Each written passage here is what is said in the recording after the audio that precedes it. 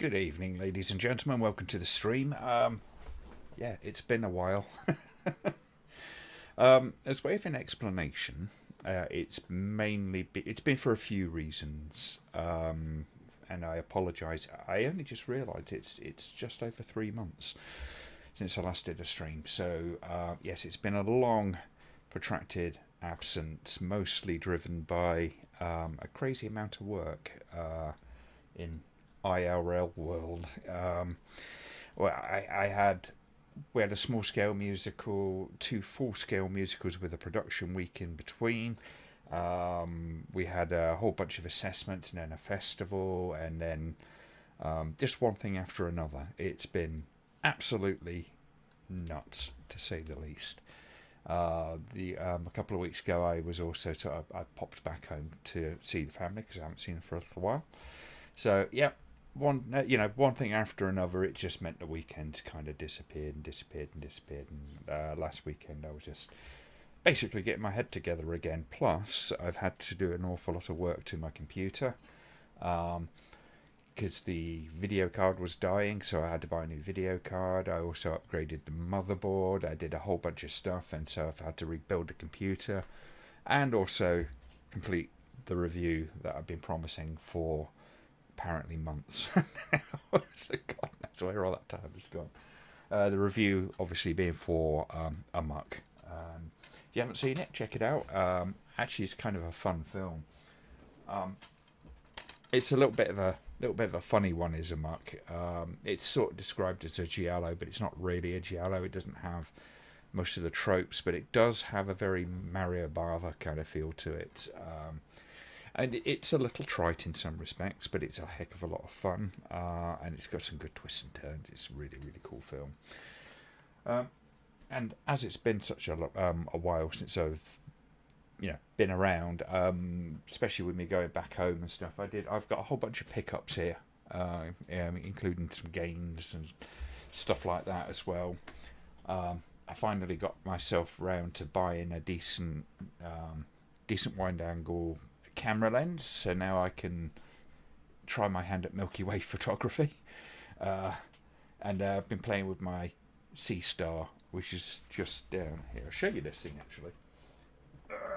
It's a bit of a bugger to pick up, but it's going to be a little difficult to show. But this is basically a little smart telescope, because I can't use my big rig at the moment very easily. It's just no place to do it. It's not as easy to do as in my old place.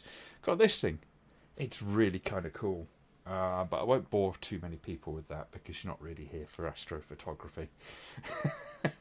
But basically, it hooks up to an app on your phone, and it's kind of very automated, and it can get set up within 10 minutes, and you're up and going, as opposed to over an hour with my old system. So that's been kind of fun to play with, although I'm trying to figure out certain things about processing the data manually and all that kind of stuff. So yeah, And hello, John. Hello, Zami.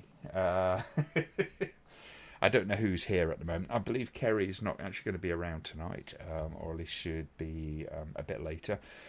So I would say a big thank you to Kerry for doing the stream the other week. It's really nice to sort of chill out to. It was very entertaining to see her on camera again, doing a bit of a stream. Hello, Iris. I'm not bad. At the moment now, because we've hit summer, I'm on... basically, the way I spend my holidays is I give myself a month and a half, nearly 2 months worth of short weeks. I'm working 3-day weeks at the moment. I'm trying to make a decision on what it is I'm going to review next, because I would like to get that started this weekend if I can manage it. That would be quite nice. I was very tempted by The Colour Out of Space, doing something on that. That would be quite good. I've been on a bit of a Richard Stanley kick at the moment. John, who most of you guys know, and I have discussed very briefly the idea of doing a some kind of podcast on or video on Richard Stanley and its career and all that kind of stuff, which would be quite interesting. But which is, funny enough, I have. This is one of the pickups that I got, and I highly, highly recommend. Which is Lost Soul, the doomed journey of Richard Stanley, Richard Stanley's Doctor of Island of Dr. Moreau. I haven't even had a sip of beer yet. My mouth seems to be broken, but I haven't really spoken to anyone much today. So, this is a fascinating little documentary. The Island of Dr. Moreau, the film, the one with Val Kilmer, was, quite rightly sort of seen as a disaster. The story behind it is absolutely incredible. It's really, really, really fascinating.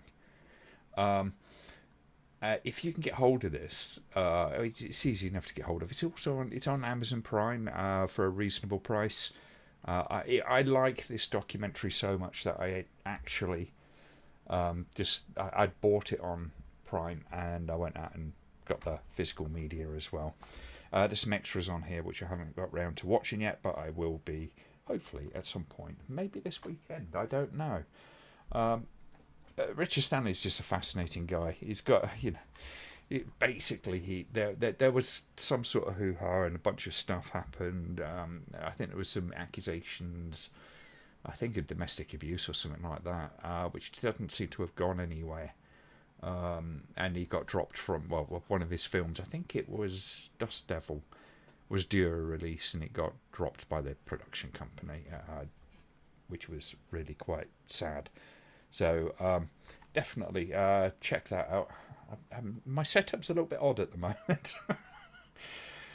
It's not quite right at the moment.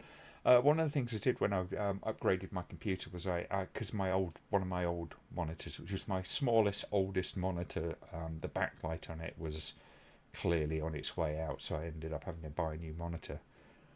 And because now I've got two 27-inch and one 24-inch monitor, it's like so the position of everything is all a little bit odd.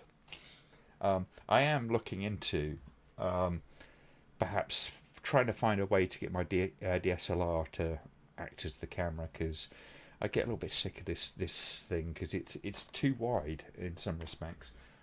Now I've got this is the lens that I just bought for Milky Way photography. This thing here, which is an 18 to 35 mm 1.8, which is really, really kind of fast. And that might actually work quite well as a web camera for this kind of thing. You would notice a hell of an uptick in quality, put it that way. And it might be a little bit more manipulatable, but it depends on whether or not I can actually figure out, can it do it, for one, and is it actually practical in here? Hey, Simon's in the house. Hello to everybody who's sort of popped in. I know there's a few lurkers. I do have to apologise to Kerry, because when I was watching the stream she was doing, I was very quiet, but to be honest, I was so brain dead at that point. I was so knackered. I just sat down and kind of just watched and enjoyed the stream. I was channeling my brother in that respect. And I do wonder if my brother's in the audience tonight. He may well be. Does do that once in a while. He is the king lurker after all. So, we'll go through games first. So I'll just show you a few of the games pickups. This is and bear in mind, a lot of these I don't know what. I've never played these before, so I've got no idea what they're like. They may be good, they may be crap, but I like the fact that I actually sort of went into CEX and I picked them up for about I picked up like 8-9 for about 20 quid or something like that. Just ridiculously cheap. And some of them are probably barely worth what I paid for them, but I got this game called Twin Caliber, which is it looks a bit like a third-person shooter. It's probably got a bit of tactical sort of stuff going on in it. Don't know anything about that one. I accidentally ended up picking up 2 copies of this because I picked one up one day and then picked up another day. But there's some really kind of cool stuff on there. So there's Space Invaders, Bubble Bobble, Rainbow Islands, Phoenix, Operation Wolf, and a whole bunch of other stuff on there. The packaging, in terms of the software, the packaging is not often terribly good on those kind of games, but it's kind of a neat little collection, if you like. What I'm going to do is just shove that over there a little bit, and I apologise, there might be a bit of noise on the mic. I'm just going to lift it up there, and then we might actually get a little bit of space. That's where I want to be. So, yeah, it's a good little collection of a whole bunch of games, so why the hell not, you know? I also picked up Gun, which is kind of a proto-Red Dead Redemption. Sort of that kind of vibe going on, which should be quite fun. I'm quite looking forward to playing a bit of that. I've been working on getting my retro game sort of stuff set up back together, because obviously when you do something with your computer, it kind of throws everything out. I've had to kind of rebuild all my projects and stuff like that, video projects, and get all the software back together and all that kind of stuff. And it's, with the amount of stuff that I have, it's quite laborious. I did get this thing, International Golf Pro, which would be boring for most people, but sometimes I quite like playing the golf game. For no good reason. Virtua Fighter 4, which, you know, say no more, it is what it is. It's kind of a bit of a punch 'em up. Hitman 2, which I've got about 16 different versions of, I reckon. But it's a classic Hitman series. It's a bit different these days in some respects. Probably, you know, arguably better in some respects, but some of the changes in gameplay and stuff like that is, you know, it's for more modern sensibilities. And there's a charm to those older games, and it's quite cool to have it on PlayStation. I don't know why I picked this up. I think it costs about £1 or something like that, and I just went, yeah, let's have a quick look at it. It's it looks like some kind of RTS type affair. Yeah, it might be fun enough. A little bit tricky playing RTS sometimes on something like a PlayStation, but yeah, you remember rage quitting Hitman. Yeah. When there's plenty of times I don't so much rage quit generally, but I'll kind of get to a point where I just go, oh fuck this, and I'll switch it off, and I'll come back to it in about 5 minutes once I've sort of, you know, calmed my mind a little bit. This looks cheesy as fuck, but it's kind of in the Tony Hawk's kind of vein, aggressive inline. Again, cheap, so I'm not losing anything by sort of getting a lot of these things. A lot of people are like that. Crash Nitro Kart. I kind of I got it as much because I want to. I'm just trying to collect as many of the Crash games as I can for the stuff that I can emulate. It might be quite a good one for my housemate as well, because she's a bit more of a casual game player. It's another one of those compilation games. There's a few classics on there. You know, I kind of noticed that there was Rampage and stuff on there as well, which is kind of fun. Funny enough, that game was actually called The Muncher in Britain. They sponsored the game through Chewits, the sweets. And it was a little bit kind of cheesy in that sort of respect. It's the same game, it just kind of had a few sort of like advert theme kind of stuff, which was, you know, looking back on it, I think it's quite obnoxious, but at the time I hadn't really sort of, you know, didn't really have an opinion on that kind of stuff. And I got a few PlayStation games as well, so start with Formula 197, because I had it back in the day when I had the actual PS1. It's really quite primitive these days by comparison, but yeah. Friend of mine collects PS2 games, has some strange ones, such as a Smarty Scene game. Yeah! I'm trying to think which one it was. Zool, I think it was. That ended up getting sponsored by Chupa Chups, the lollipops. So the whole game was kind of themed around that, which is just, and it's so obnoxious when that happens, isn't it? Well, what are you going to do? I mean, the companies have to make money and all, but it's a real kind of conflict of interest, isn't it? You've got the artistic and sensibilities, which are then sort of hijacked by some corporation. Chewits with the plasticine dinosaur advert. Yes, I believe that was the one. Yeah. But the Rampage was sponsored by that. I picked up. That's the original Resident Evil. It's on the budget label version, but I picked it up partly because I wanted to see what the differences were between that and the director's cut. So, and it's kind of cool to have an original. My brother's got the director's cut, and it's like it's a really quite valuable disc these days. It's quite collectible, and I think if I remember right, it's pretty much pristine as well. I've got this on the PlayStation Store and in various kind of forms, but I wanted to get it on the actual disc as well. Crash Bandicoot. Can you still get Chewits? I don't remember seeing them in age. I don't know, to be honest with you. I've not really looked for them.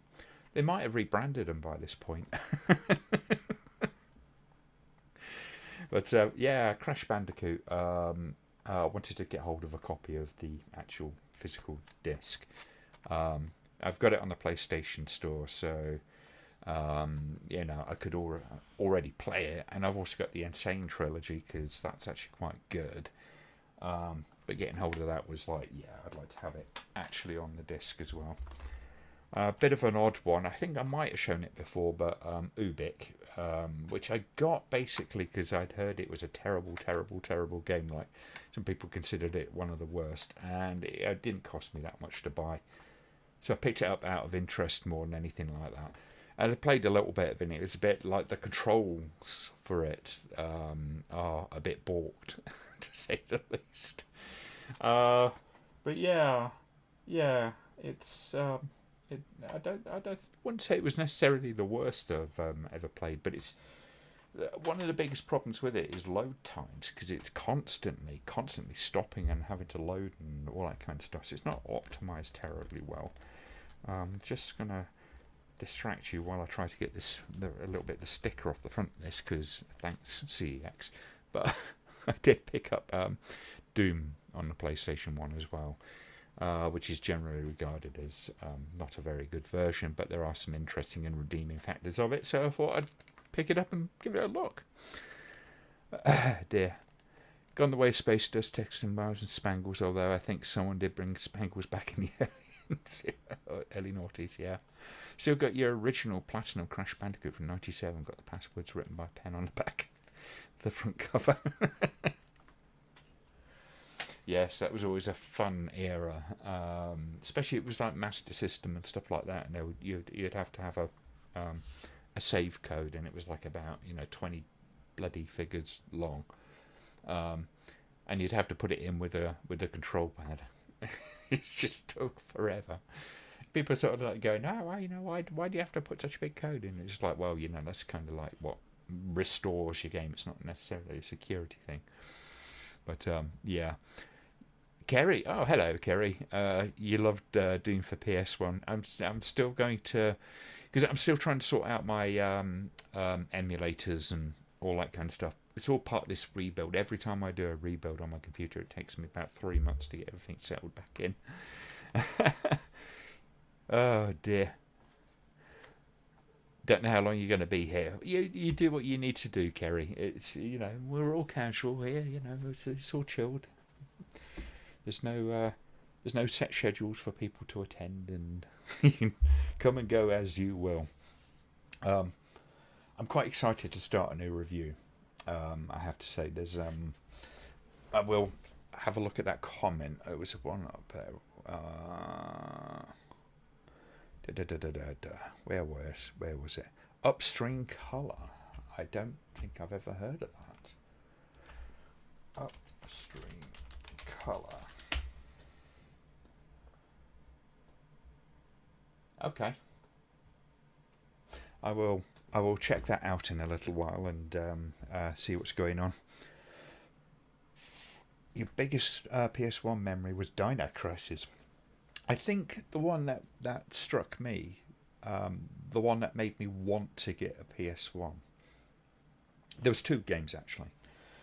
The first one that made me kind of want to get it was a game called Road Rash, because there was this store in my hometown that would sell things like trading cards and things like that. We'd spend a lot of time in there, and they had a PS1 that you could sort of come in and have a bit of a tinker with, and there was Road Rash on that, and it's got the Soundgarden video opening for it, and it just blew me away. So at that point I wanted a PS1, and then Tomb Raider came out, and looking at Tomb Raider, I was like, how the hell do you even control it? Because that kind of gaming had barely existed up until that point, and I thought that's going to be really tricky to deal with. But as soon as I could, got hold of a copy, and what a great game. What a great game Tomb Raider was. You look back at it now, it looks a bit kind of chunky, and is it a bit clunky, and the graphics are a bit kind of wonky. But what that game did for the world of gaming was quite incredible. One game I'd highly recommend for PS1 would be Legacy of Kain. Okay. Gothic horror meets RPG equals an awesome game. One of the ones that I kind of struggled with was Duke Nukem series. Those games are fucking hard. I revisited it and it's like, I don't remember it being this hard. It's really, really brutally tough. Yes, there is more Jess Franco to do. I think, because I did. What did I do the other? This is a funny thing. The YouTubing, since I've kind of, I've had a little bit of time off and all that kind of stuff, and oh my God, I've had a little bit of time off, as you know, and I was like, the videos weren't doing terribly well. The subscriptions were doing all right, but kind of bimbling along as normal. Since I've been away, it's just like fucking exploded. Because I did go back to that. Yeah, Shining Sex. That was barely doing anything, and now suddenly it's got 24,000 views. The Edge of the Axe thing I did 3 months ago.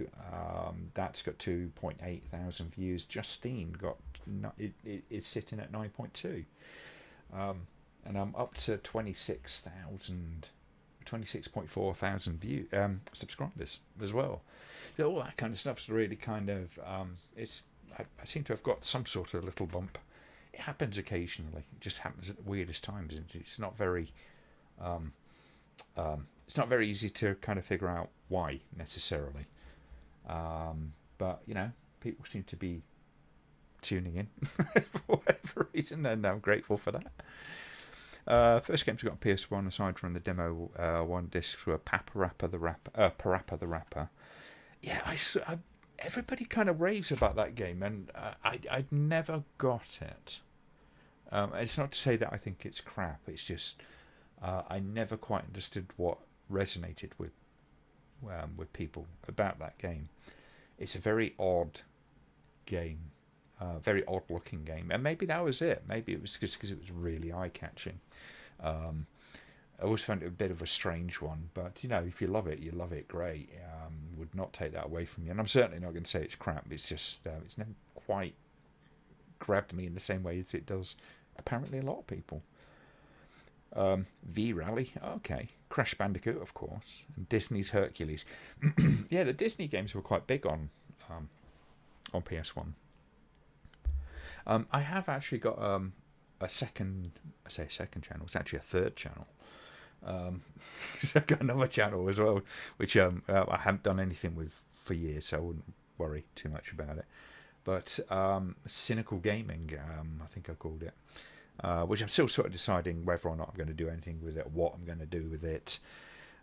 Cynical Retro.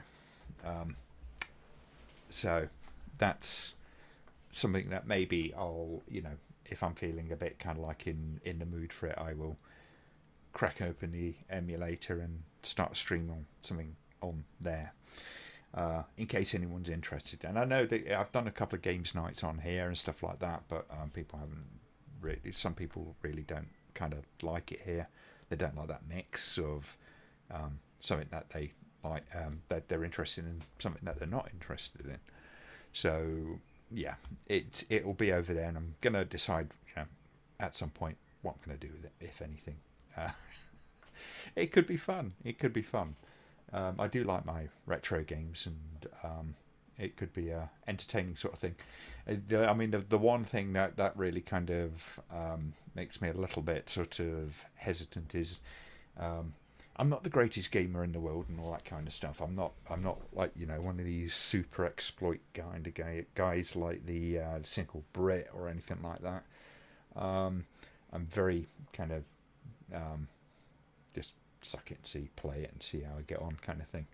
And the gaming world can be a little bit, certainly in the online gaming world sort of end of things can get a little bit kind of weird, to say the least, in terms of some of the people that follow it. Not that bothers me too much, but I'm not a massive one for worrying about somebody calling me a noob. So for instance, which clearly I'm not. I mean, look at me, I'm 52 this year, for God's sake. But yeah. But anyway,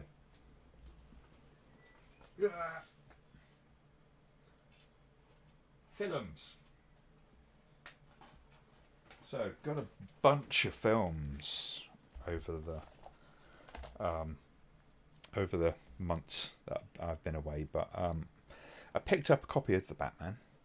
I'm going to watch it again. It was like about £3 or something like that, so nice and cheap. I kind of figured it'd be interesting. I kind of enjoyed it when I did watch it. I don't remember much of it at the moment, so it'd be quite nice to refresh my memory on that one.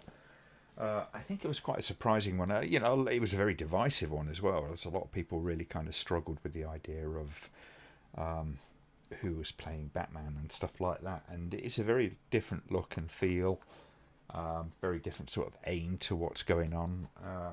I kind of appreciated it, not least because it was not the Snyderverse version, and most of you know what I kind of feel about the Snyderverse. If you like that stuff, great, but don't try and convince me that it's art. It's just, I don't know what it is. It's Snyder clashing dolls together, which always made me laugh. He had the Shazam, and there's that scene where the kids kind of crashing the superhero puppets together and dolls together in the background. You got the real thing sort of going on. And I always thought that was the writers having a little bit of a joking jab at the Snyderverse. All these Batman movies, will Man-Bat ever get a movie? I have no idea. 52 would never have guessed. I know, I'm so fresh and youthful looking, aren't I? So Kerry says, on the subject of movie pickups briefly, I picked up some really cool Arrow releases, i.e. Shram. Oh, okay. And Der Tondesking. Okay. I don't think I've seen either of those. But you have to let us know how you got on with them. Whether it's worth getting hold of. My brother did give me a couple of films because he had mistakenly bought duplicates, as we do.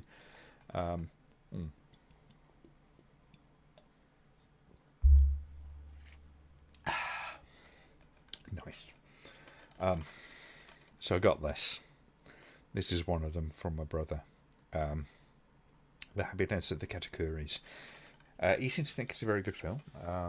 I'm looking forward to giving that a bit of a check out. But yeah, I think it'll be an interesting one to have I have no idea what it's actually about or anything. So this will be a very cold view. So I got a little distracted by the chat there for a second. I hadn't broken down.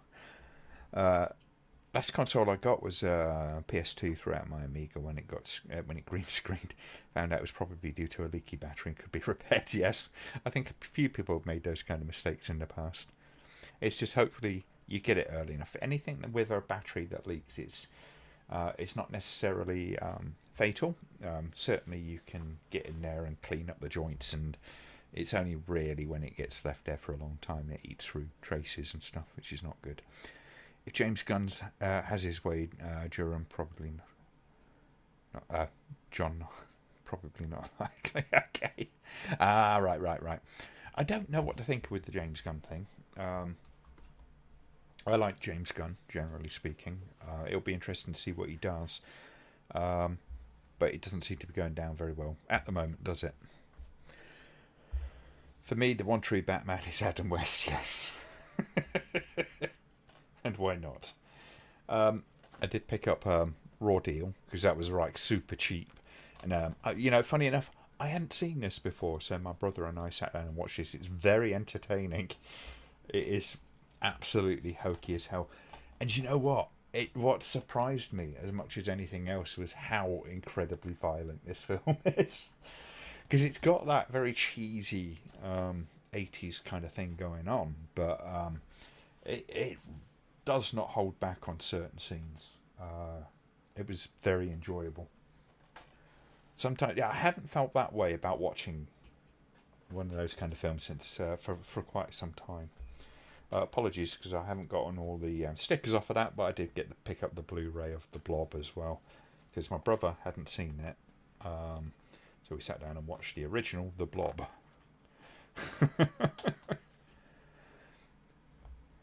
Raw Deal is the Arnie movie that no one seems to have seen. Yes, it is one of the most kind of overlooked of Arnie's films.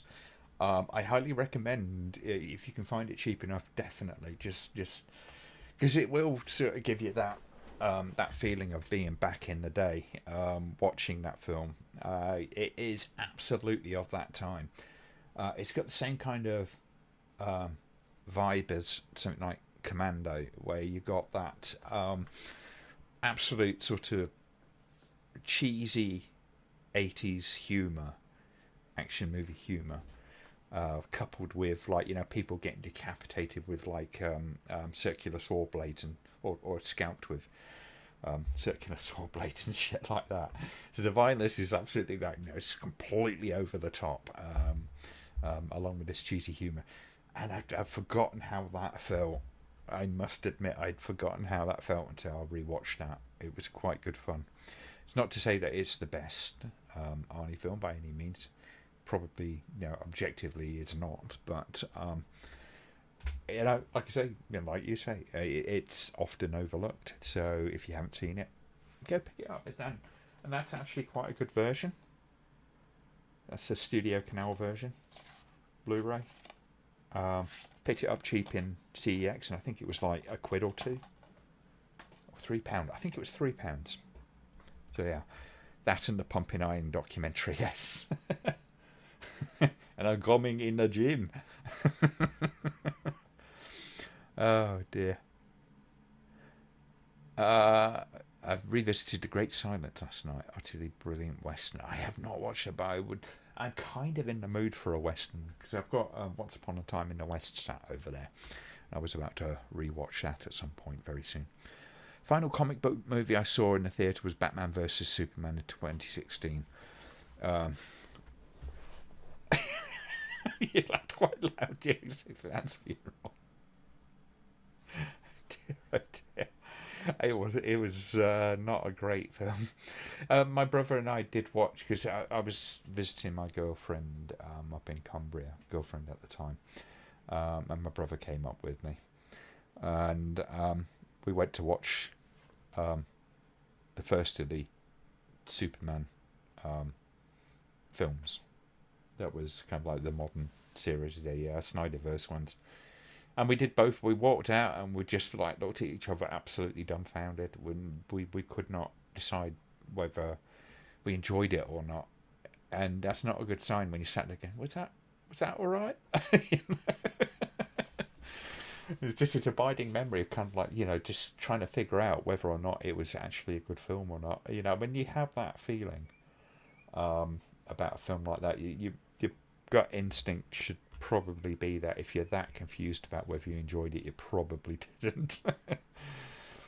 but I just the look on his face and the look on my face, and we're both like, yeah, we talked about it for a couple of hours after, trying to figure it out. And as we sort of talked about it, things started dropping into place about what we experienced. Anyone seen that Western Arnie did, Cactus Jack? No, I haven't, but I have heard about it. That is a fucking obscure Arnie film, to say the least. Don't get me wrong, I like Snyder, but he got shafted big style when DC and Warner Brothers got Whedon to finish Justice League. Yes, yes and no. They saw an opportunity to give him an easy out, I think. He was going through a horrible thing. And just whatever I think of Snyder as a director, I don't think he's necessarily a bad person. He's probably, I've got nothing against him on that front. It's just as a director, I cannot enjoy his stuff. Oh dear. A bit of an oddball comedy, but worth a watch. Yeah, I imagine it would be. Some of this obscure stuff like that is just, yeah. You get a big star like Arnie, and some of the stuff they did, kind of like on the fringes, is often quite entertaining. It's like with Stallone and Death Race 2000 and stuff like that. So somebody will go, yeah, I love Sylvester Stallone. Have you seen Death Race 2000? Oh no, and he's only got a small part in it, but he's entertaining as hell in that. Least well known Arnie performance is his episode of The Streets of San Francisco, where he plays a deranged bodybuilder. I'd never heard of that, but I'm not a big TV person anyway. That said, I have just started watching the new series of The Boys, which is, if you're going to do a series on superheroes that turn bad, that's the way to do it. And with I think it was was it The Watchmen? Basically, that was an interesting take in its own right. So not everything that is done by him is something I would necessarily think is a bad thing. Although I found it quite ponderous and a little bit navel gazing. It's a bit too long. That was the thing with that. There's a porn film that Stallone did. Yeah, there's a porn film that a lot of Hollywood people did.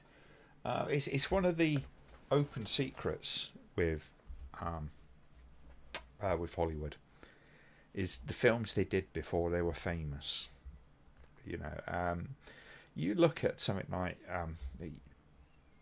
Wes Craven, as a for instance. He had Angela the Fireworks Woman. You got Abel Ferrara, who did 9 Lives of Wet Pussy. And a lot of directors have done, a lot of very famous directors have done that kind of work, because it was a way to get experience of, and paid for doing what they do. So, yeah, it's shocking how many people have done that kind of stuff. When you look at like Renée Zellweger and the Texas Chainsaw Massacre Next Generation, Matt McConaughey in it as well, and that's a film that I think it was more their agents tried to suppress more than anything. But yeah, they've all got the shady little films that they would prefer nobody would see. But Kevin Costner did porn, did he? Oh.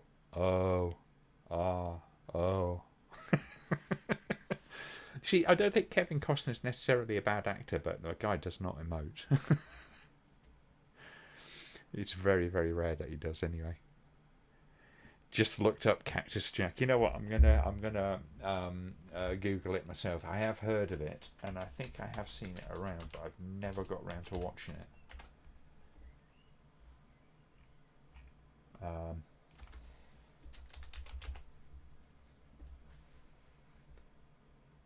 Yeah, and Margaret in it.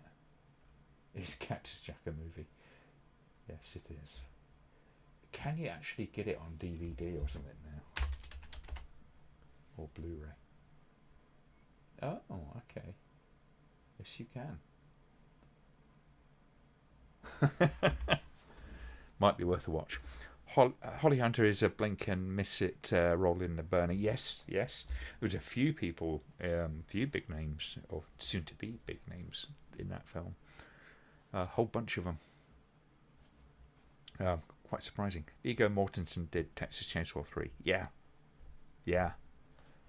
There's a lot of actors have done kind of little horror films and stuff like that, and if they haven't done horror, they've often done a bit of porn in the back. Back in the day.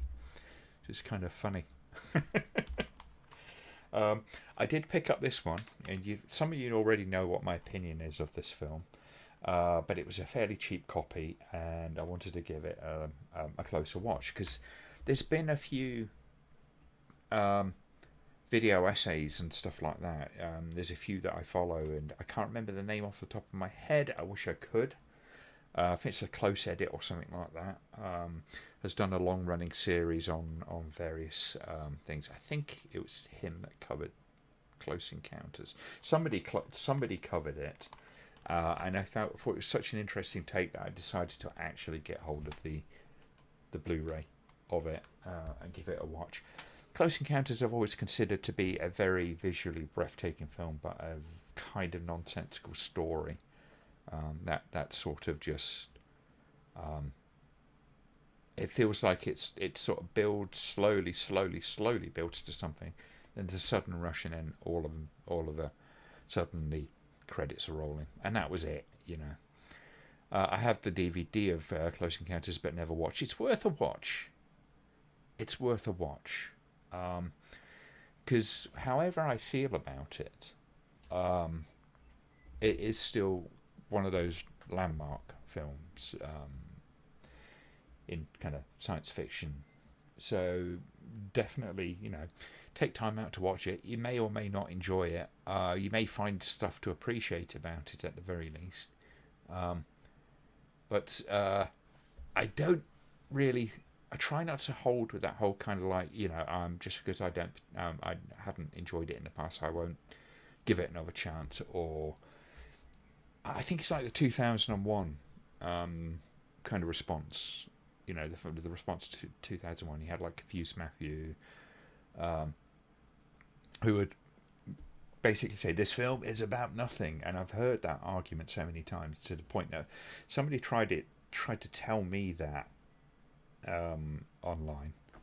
It's a film about nothing. You've done a huge video on kind of what it's about, and it's not about anything. It's about nothing. And I says, well, if you would like to stop just quoting, Confused Matthew, tell me why you feel that way, then we can have a conversation. But otherwise, stop bothering me. It's a very divisive film. It's 2001. It is one of those ones that I've always. But same with a lot of Kubrick films. It's very hard to talk about online because Kubrick has some very, very weird fans, to say the least. Because it said to John about that, when he was talking about doing which film was he covering? I think he was covering a couple, in fact, actually. Like he was going to talk about 2001 particularly, and it says just learn. I says I'm not telling you not to do it, but I says just be prepared and be willing to accept the fact that there's going to be a bunch of toxicity in your comment box, and they're going to be very persistent and very annoying. Because most of the comments, some of them are genuinely interesting. If you have a really engaged conversation on something like 2001, it can be a very rewarding experience. But there's all too many people who go down those little rabbit holes of kind of like, it's about the faked moon landings and those kind of real sort of weird Illuminati level conspiracy theory things. And I fucking hate it. I hate it. And especially when they just kind of go, you're wrong about this movie. You're an absolute twat. Go fuck yourself. That's it. That's their comment. Well, where was I wrong?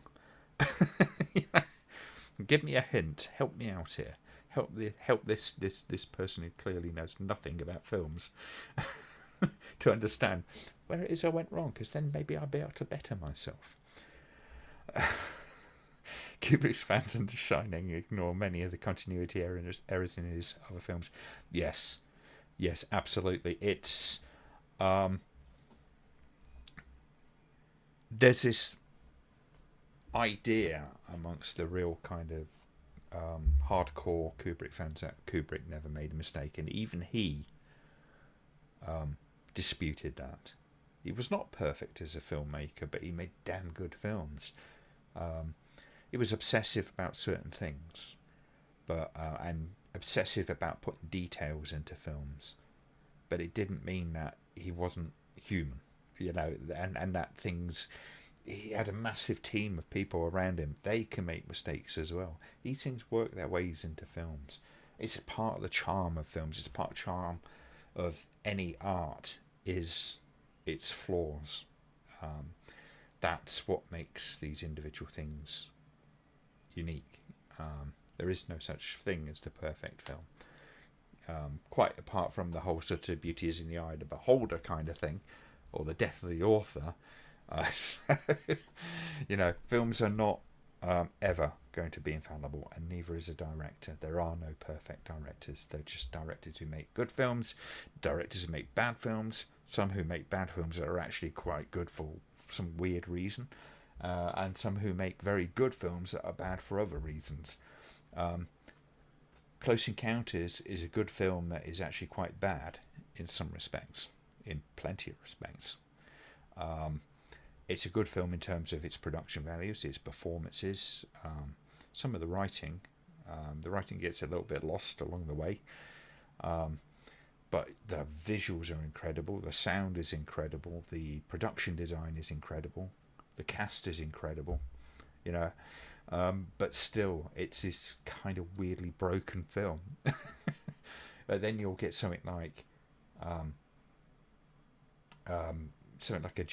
one of the Jess Franco films that I love, and it's objectively a bad film in terms of production value, in terms of some of the ways that the camera are used, the sound's recorded, the actors are not necessarily the greatest, but it has some charm about it. There's something about it that works really, really well. So the whole idea that you can write a film off as being good or bad, and that's it, is a little bit lost. If you know what I mean.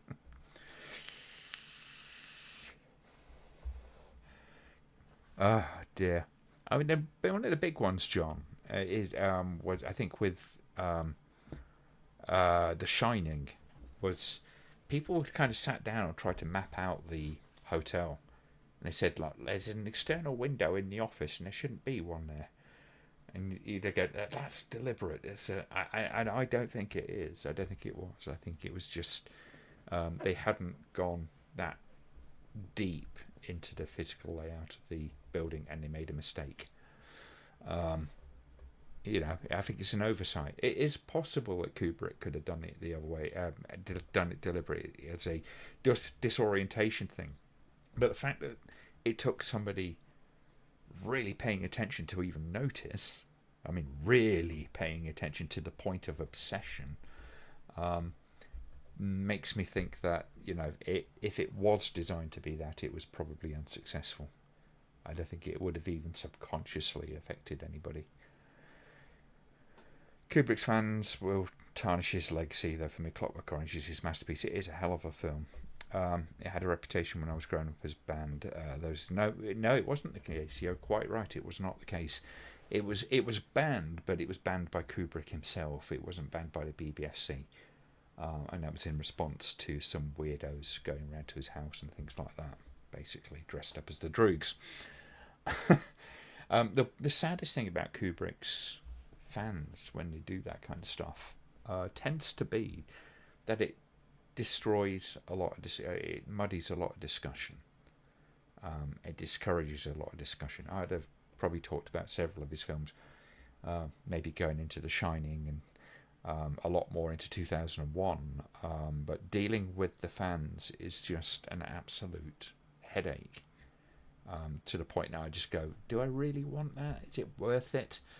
You know, just to get this abuse of people just yelling you down as being wrong without actually having a you know, cogent thought in their heads. It's a bit hard. Kerry says, I do like the beautiful cinematography of Barry Lyndon and the realness of the first half of Full Metal Jacket.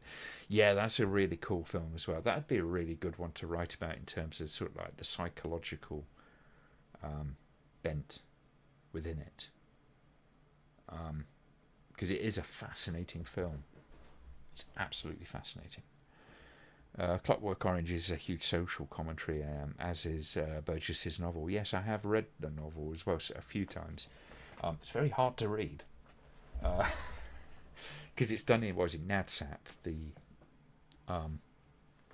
It's basically, you know, you're in the head of Alex, and it's completely done with his. It's done with a lot with his mode of speaking, with that kind of poetic rhyming slang type thing, and it's the sort of thing that you have to read the lines sometimes. I mean, it's only a short book, but you have to read the lines sometimes about 2 or 3 times to actually see how to get it. If you get the rhythm right on it, then it kind of makes sense. But if you kind of like, if you trip up at all, if you pause, it can be very difficult to sort of understand it. It's weird like that. It's kind of a bit strange, but it's definitely worth trying. Just expect a little bit of a slog with it. Clockwork Orange has the most hilarious rendition of Singing in the Rain ever, and it's quite deeply disturbing as well. Crazy about streamers talking Born to Kill of the thumbnail. That's the whole point of the movie. Oh, take a yes. Yeah. Hello, John. It's good to see you, mate. But yeah, they're really tough. I mean, this is one I would like, because this is another pickup I did. This is one I would like to sort of revisit at some point and do something a bit more in depth on. It's Taxi Driver. I've seen it a load of times. I've got it on DVD. I saw this Blu-ray for really cheap, and I kind of went, yeah, why not? It's going to be a really good copy of the movie. So there's a bunch of stuff in there. It's a quite nice special edition. Plenty of extras. So why the hell not? It's a great movie. Great movie. And it's another one of those, it's like when I did the last 15 minutes video, which I don't know if it's still up. I think it got took down, if I remember right. I did a video on the final 5 minutes of the film, which is basically the assault on the apartment and the aftermath, and explained what was going on. And it's one of those moments when I was sort of really looking into it, and you go, oh shit, he's dead. It's exactly the response my friend gave when she saw Venus in Furs, and it was like, that's the result you want. I mean, that's my interpretation of it. It's what kind of like that. It's subsequent to the apartment assault. I thought it was quite interesting. Another one that my brother gave me was Carrie. Apparently duped that again as well. So got a nice version of Carrie now. Why not? Why not? Good film. This is an interesting one. I haven't watched it yet, and I think I'm going to try and watch it tomorrow.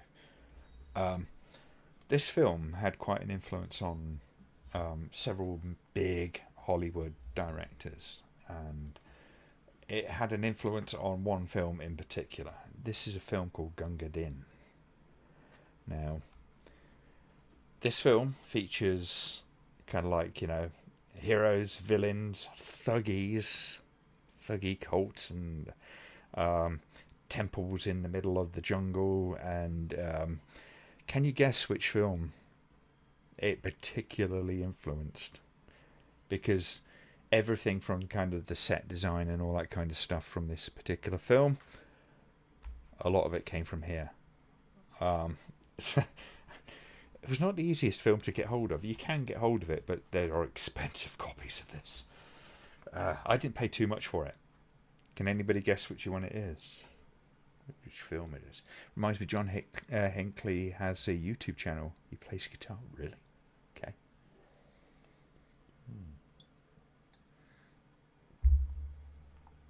Bob on, John. Absolutely spot on. Temple of Doom.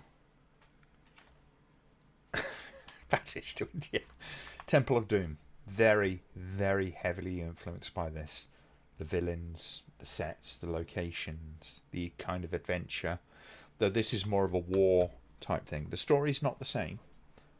But there was a heck of a lot of lifts from this one movie for Indiana Jones and the Temple of Doom. I don't know if it's got the annoying Willie Scott character. I didn't really find that annoying, personally. I mean, she's sort of supposed to be that kind of hysterical kind of character, isn't she? But, yeah. Big Mama's house. I mean, I really asked for this, didn't I? But, God, I've missed you guys. Right, moving on. I did pick up a copy of Apocalypse Now, because I wanted to rewatch it. It is the final cut, so it's supposed to be like the definitive version. There's so many versions of this film, and I still think the original was probably better than most of the other cuts, but I can't remember if this version has alternate cuts. I think it is just the final cut. Yeah. But yeah. The reason I got this was because I've been watching another. I think it was the final cut for this one. I wish I could remember the YouTuber's name off the top of my head. There was a video essayist who has done a long-running series of very, very in-depth discussions of this film, and it's absolutely fascinating. It's a movie that was just born of pure hell. And funny enough, it's got a couple of connections to this. Not just Marlon Brando, although Marlon Brando's character in both has been described as being the same character in either film. So Kurtz and Dr. Moreau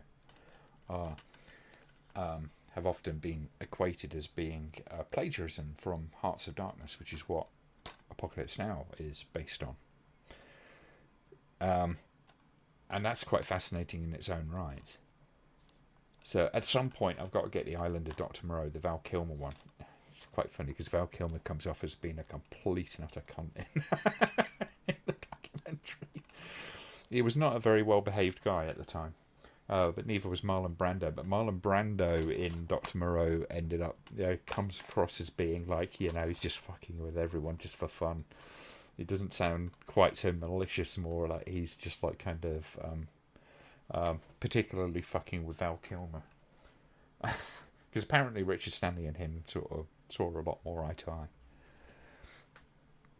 Anyone know if the making of documentary Hearts of Darkness about Apocalypse Now is streaming anywhere at the moment? I think you might be able to find it on YouTube, to be honest with you. I would imagine. If not, just pick up, I think, this version has Hearts of Darkness on it.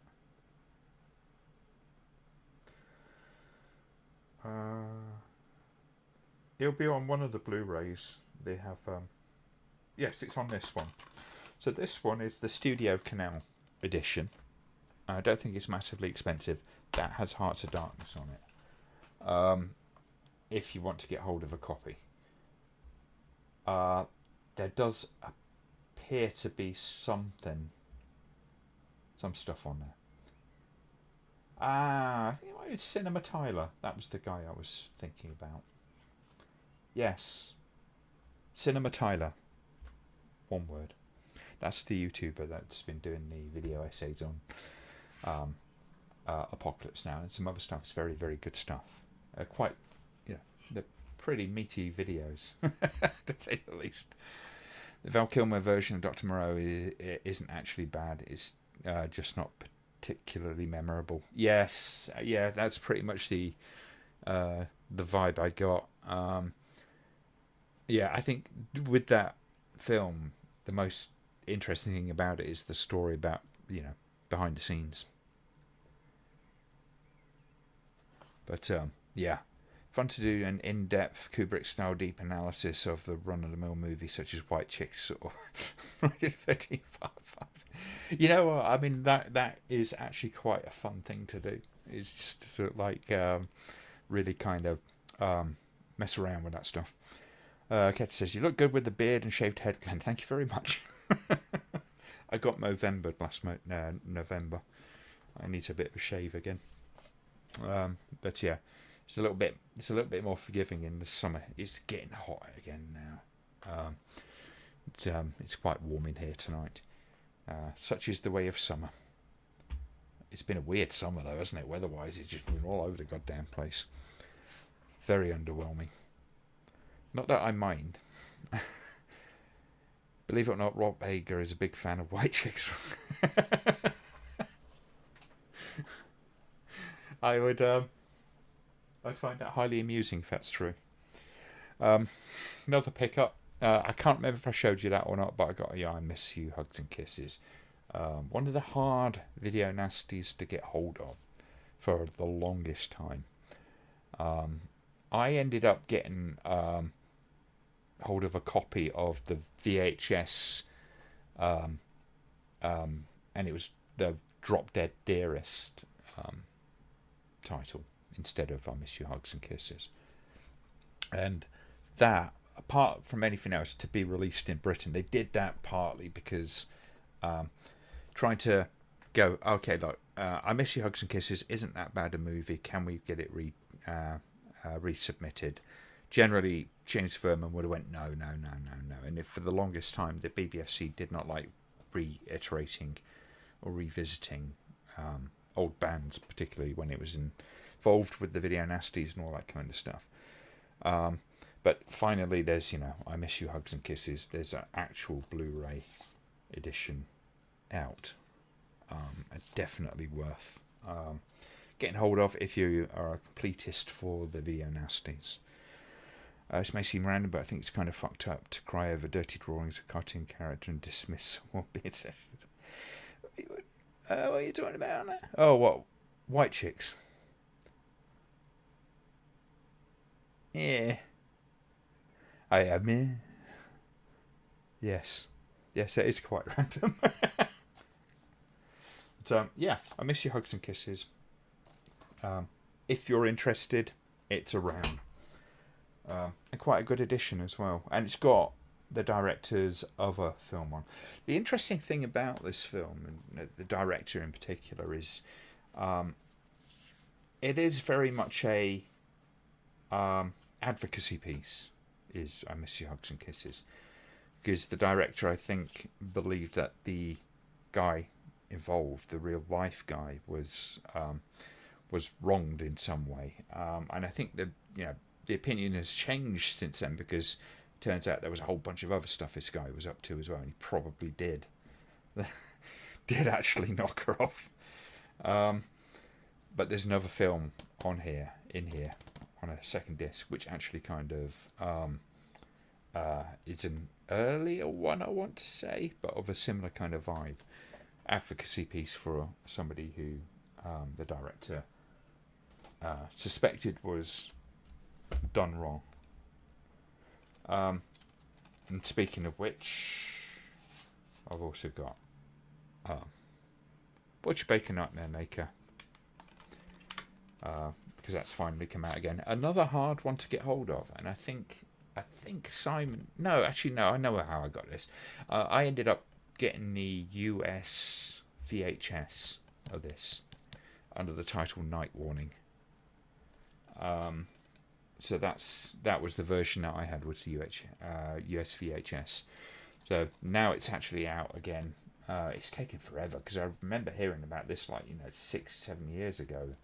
They were considering giving it a release. It's a very odd little one, to say the least. Particularly the actress Susan Tyrrell. She is absolutely bonkers in this. It's quite astonishing. For some reason, that cover art reminds me of The Crow. Okay. Cass has heard of Hugs and Kisses. Have to check it. I would say, I Miss You Hugs and Kisses. It's not going to be for everyone. It reads an awful lot like a daytime soap, but with a bit of more violence in it. It's kind of the feel. Feels like a TV movie, but just a bit sort of stronger. It's only occasional violence. It's not the most explicit. There's a few nasty little moments in it, but it's not. It's not what most people would expect to see on their video nasties list. So in that respect, I'd say if you've got any interest, by all means, grab hold of. But if you're not, if you're a bit like, ooh, it might be a good horror film, it's not exactly what you're going to find. Just so you know. I guess who's got the VHS edition of Bad Lieutenant with the original Schooly D score? Oh, nice one. Is that an alt title for Nightmare in a Damaged Brain? No, it isn't. Butcher Baker Nightmare Maker is, it was otherwise known as Night Warning. Nightmares in a Damaged Brain is a different movie. There have been a few releases of that. I can't remember if there's a really good release. I think there has recently been one, actually. Yeah, that's a miserable film, is Nightmares in a Damaged Brain. I did never feel good about myself after that movie. It's a bit rough, but it is very good. I mean, in some respects, it really does kind of, it hits all that sleazy stuff really astonishingly well.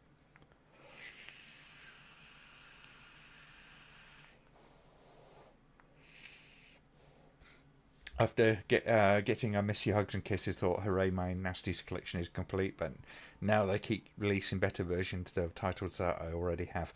Isn't that the way with physical media? But that's a great thing with physical media. I mean, this is one of the things they seem to miss a trick on, is that they can release this, right?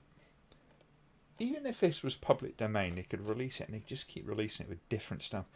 The physical media stuff really does kind of generate a certain amount of innovation, if you like, when it comes to ideas of how to present a film and all the things that surround the film, the extra things that go on. So, yeah. To remember, Nightmares in a Damaged Brain being a Halloween knockoff of a realistic serial killer. Yes. What's so bad about it? It's a very grim, depressing film. If you're talking about Nightmares in a Damaged Brain, Captain. I think we did a watch along for it. Don't get me wrong, it's not, and it is strong violence and all that kind of stuff. It's got all that kind of stuff in it, but it feels incredibly mean-spirited.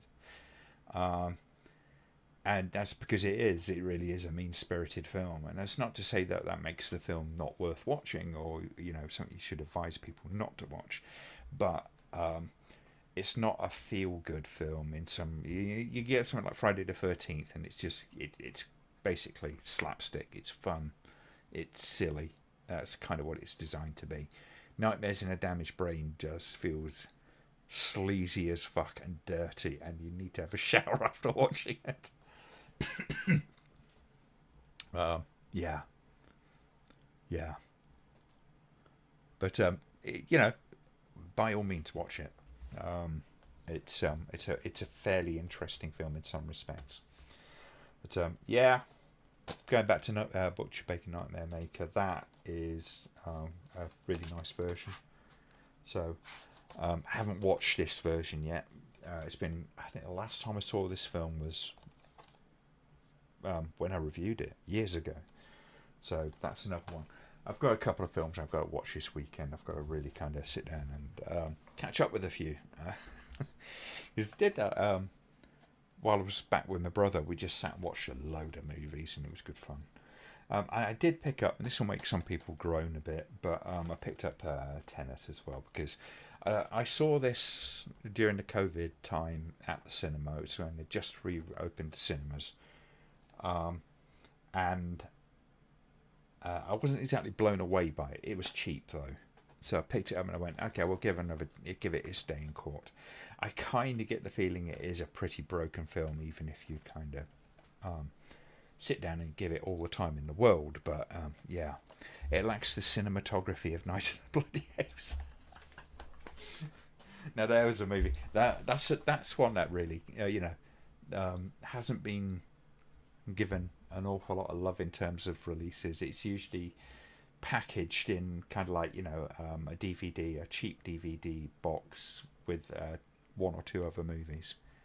But yeah, so yeah, Tenet. I'm gonna give it another chance. See how I get on with it. I generally like Christopher Nolan. His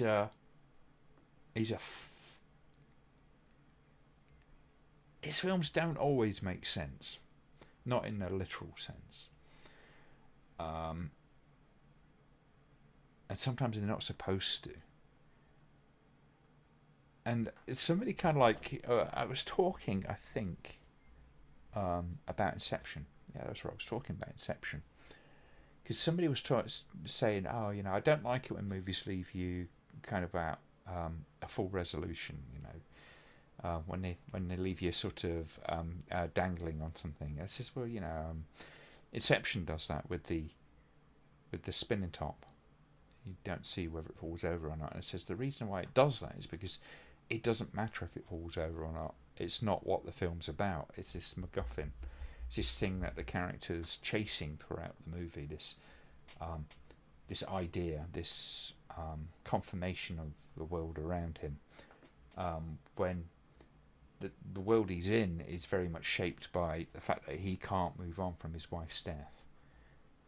And it's at the point where he goes to be with his family and he stops obsessing about where he's at.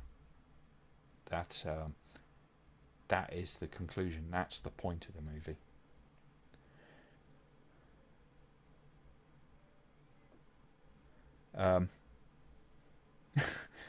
When I was an immature teenager, I would call Christopher Nolan Christopher No Talent. Iris says, can't watch that film Tenet without thinking of Red Dwarf backwards episode. Yes, it does have a little bit of that. I wouldn't, thing is, Christopher Nolan takes his cues from an awful lot of stuff. He really does. He's, if for better or for worse, he is as influenced by other movies, and I think he would probably admit that. He has his influences. He's not entirely unique in that respect. Very few filmmakers are. So he has drawn upon TV stuff before to inspire his filmmaking in the past. So you never know. That might very well be. It's something that he saw and thought, that's a really cool idea. But yeah.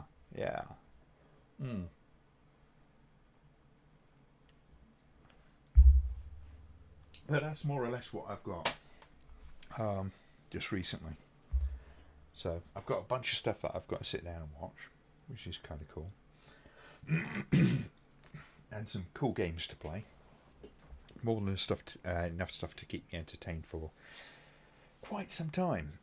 And I've also got to find time to sit down and actually kind of watch a film for review. So, problem with me at the moment is that it's very hard to get to most of my DVD and Blu-ray collection without doing a lot of digging, because it's still in boxes and it's kind of like, yeah, there's a bit of a faff just to dig through. So I'm going to have to do that at some point. And I will say, just over the next few weeks until about the end of August, I should hopefully be able to do a few more of these along the way, and see what happens as we go from August into November. See whether or not work actually kind of settles down. My boss was going, everything was too busy last year, we can't do that. How that'll work out, I've got no idea. But I guess we'll find out. Tenet is very much influenced, was very much influenced by Michael Mann, I thought, and Dark Knight. Not a bad influence to have. I think Nolan, like him or hate him, is an interesting enough director to have earned a place in cinema. I think he's a very earnest filmmaker. So you could complain that he's a little bit kind of up himself, but I think that's not necessarily a legitimate charge. I think he just wants to make movies the way he wants to make movies, and he's in a position where he generally can. Although I don't know if Tenet may have harmed that a little bit, because I don't think it did massively well. Like Dark Knight, though, I think it's flawed. Yeah, I mean most films are. It's a different. I liked what he did with the Batman stuff. I really did. I thought it was a very fresh and interesting take. It did dark and gritty, but it still retained. It retained enough of a sense of humour about itself that it wasn't the Joel Schumacher schlock, and it wasn't the crashing of toys that the Snyderverse was. Christopher Nolan was like an executive producer or something on the Snyderverse. Not quite sure what happened there. I think they just wanted his name attached, to be honest with you.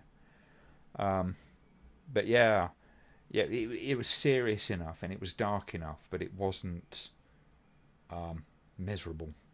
And it didn't hate the characters. It was actually a really good thing. I think one of the things that Christopher Nolan really, really does, interestingly, is the writing of his characters. I think that's kind of important. I've always banged on about how important characterization is in a film, in any story. Character for me is king. You can have a very poor production design to your film, and a lot of things wrong with the filmmaking process. But if you nail the characters, then you stand a good chance of making what is actually a very good film. Did like Oppenheimer. Yes, it's long, but I'm sucker for World War II films. You know what? I did watch that at my brother's. I'm going to have to watch it again at some point. It is long. Why do Snyder Bros like his movies so much? I don't know. There is something about them which I can understand that certain, some people would particularly enjoy. I don't enjoy them principally because it goes back to character again. I don't like them because I don't like the characters. And it's not because I don't like the characters that I don't necessarily like the film, but it is that the characters are so fundamentally unlikable and unidentifiable. Whatever that Batman isn't Batman. Whatever that Superman isn't Superman as I recognise either of those characters. And it's not just a case of I don't like dark and gritty. It's like fundamentals of those characters, which have existed in just about every form, right from the the original, like the TV series, the Adam West stuff, be like the Superman, Christopher Reeves era Superman films, and so on and so forth, and through Christopher Nolan stuff and on. The characters managed to retain some part of the original character. They have certain traits, which is what you're supposed to identify with those characters. And I rewatched the Christopher Reeves, the first three, just recently. And, as ham as they can seem these days, there is wonderful characterization, not least because of the performers in those films. Even in the third film, the performers did a fantastic job, particularly Christopher Reeve and Margot Kidder. They managed to maintain that sense of integrity, the things that are important about that character, those characters. There is that wonderful scene where there's Lois and Clark in her apartment, and she sort of turns her back and walks off. She's talking about Superman, and he kind of takes his glasses off. Clark's always a bit like, kind of like, he's talks into his chest, and he's a bit like that, and he kind of takes his glasses off, and he just kind of stands upright, and then just as she comes back in, and then he kind of like sags back into the Clark character, and it's a wonderful, wonderful moment, an unspoken moment of characterization. When it comes to the Snyder stuff, I don't think he likes the characters apart from anything else. It's not just a deconstruction, it's a demolition of the characters. It's not to say that you can't alter things with the characters, and not that you can't explore things that are normally against that character's kind of characteristics. But the way he does it is basically, he kind of just makes every one of them an arsehole. And then you've got arsehole against arsehole, like with the Superman films, you got Lex Luthor, Superman in the Snyder films, and I hate all of them. And that means there's no stakes at that point. There's no stakes to, I want that person to win. It's like, oh, well, okay, yeah, I suppose I better support Superman because, he's the one that's supposed to be in the right. I think those movies are well cast but not well written yet, and that's the thing. It's character. It's so important. The character comes from the writing and the performance. And if the writing's bad, it doesn't matter what performance you put in. If the words that come out, that are forced out of the mouths of those characters are not right, then it will feel horrible. Affleck is great as Batman and Cavill is great as Superman. Absolutely. Yeah, I had no problem with their performances. It's just what was done with their characters from the writing point of view. The writing is incredibly important. I think superhero movies are off the time we see. I love Michael Keaton as Batman, as he was in the first actor I saw in the role. Same with Reeve as Superman. Nobody will replace the nostalgia. I can totally understand that. I've got no problem with the different versions. Rob Pattinson as Batman was interesting. It changes, it shifts. The different actors and sort of stuff come in. The Batman as a movie is an interesting one because it is it's another take on the story, how to approach those things, and it feels different and it looks different, and it is dark and gritty. And one of the things I've had levelled at me as an accusation was, you just don't like it dark and gritty. You've seen half the fucking films I've watched. The Christopher Nolan ones are dark and gritty, and I like them perfectly fine. And the same with the Batman. It's not that it's dark and gritty, the Snyder stuff. It's that it's mean-spirited for the absolute, with no point, as far as I can tell.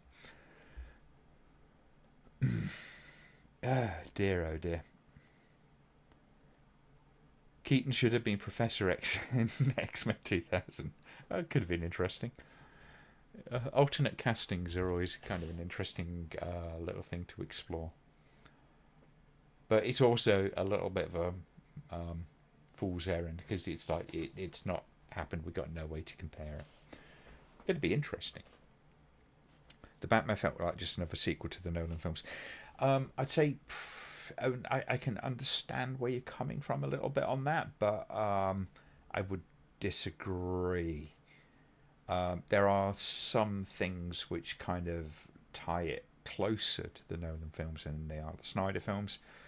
But I think certain aspects of it, certainly the characterization within it and the kind of approach it took was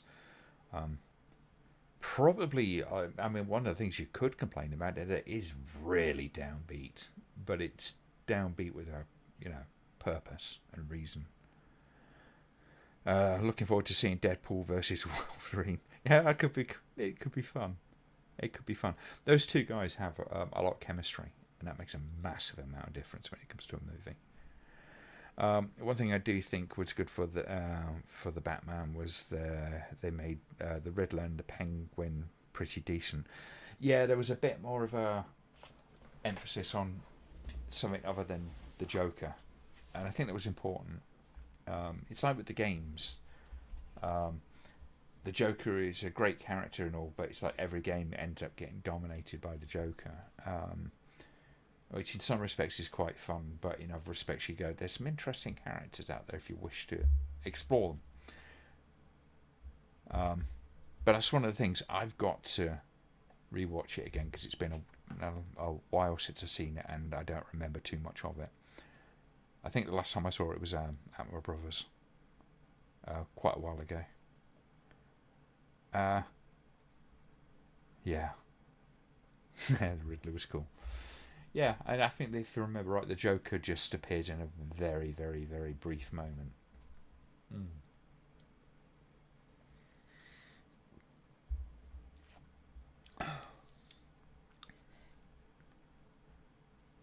You've been rewatching the Fleischer Studio Superman cartoons. Oh, okay. But anyway, I think we shall call it a night there. And what I shall do, I'll have a chat with all the folks on the Ramblaholics and we'll see what we'll do. I'll try and commit to doing another Friday night next week. Why not? It could be fun. We could do a watch along, or we could pick a subject and yeah, whatever. But we'll have a chat about that perhaps on the Ramblaholics and have a look at what to do. In the meantime, I've got to pick another movie to review. It might actually be a Francophile. Those things seem to be wildly popular at the moment, apart from anything else. Not that I'm chasing views or anything, but I have gotten behind with that. But there's some other stuff I want to have a look at as well.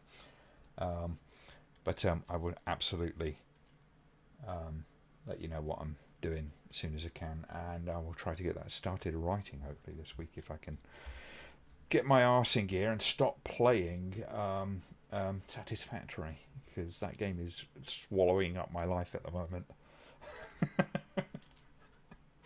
I will tell you about that another time. Anyone who knows that game and has played it will know what I'm talking about. My God. But yes, I shall bid you adieu, and I will see you hopefully next week. Thank you very much for turning up, and thank you for your continued patience with my wildly busy and knackering life. So until next week, good night, folks, and please do enjoy the rest of your weekend. See you soon.